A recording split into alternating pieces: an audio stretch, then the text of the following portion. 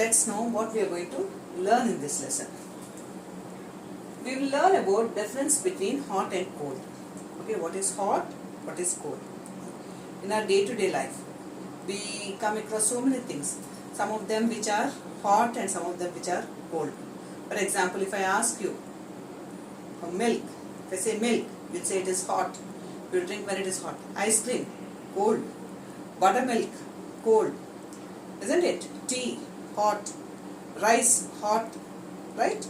So like that, certain things are hot and some of them are cold. So we'll learn about that, what is hot and how you can see which one is hotter than the other, and measuring temperature, what is meant by temperature, and how do you measure the temperature of an object. The next one is how to read the thermometer. Okay, so temperature is measured using a device called as thermometer. So how do we read that thermometer? That we will learn. And choice of thermometer. What are the different types of thermometers?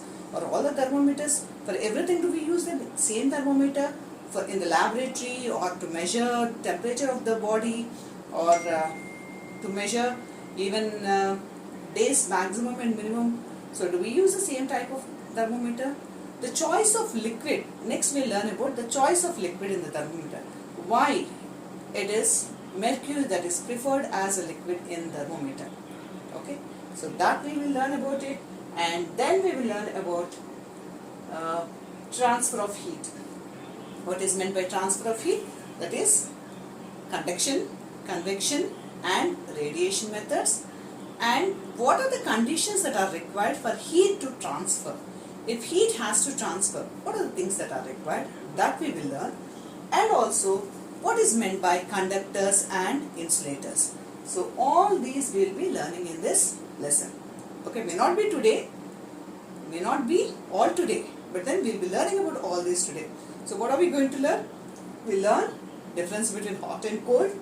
We learn how to measure temperature, how to read a thermometer, choice of thermometer, what type of thermometer to be used, choice of liquid in thermometer, that why mercury is preferred in thermometer, what precautions do we need to take while using a thermometer, and different types of thermometers that are there. It is a digital thermometer or the clinical thermometer, or what are the different types of thermometers that we have, and also transfer of heat. What are the conditions that are required for heat to transfer? What is meant by heat transfer? And we will learn about the three types of heat transfer, that is conduction, convection, radiation, and also we will learn about what are conductors and insulators. Right? Okay. So many times, how do we know whether it is hot or cold? Maybe by using our sense of touch. Here I have two containers with different temperatures of water. This is slightly warm. Okay. When I keep my hand in this water is slightly warm. I can keep it. Okay. What do I say? This is hot. When compared to the tap water, this water is little hot. Okay. But then the second one, in the second container, the temperature of the water is even more. So you don't do this without your parents at home. Okay. This is more hot. So this I said that this is hot, and then earlier also I said that that is also hot. So how do I compare it? How do I say which one is hot? Okay. Always we cannot, maybe by using our sense of touch we can say to some extent. But then exactly which one is hotter than the other, when the temperature is, there is a slight difference between the temperature. How do we say?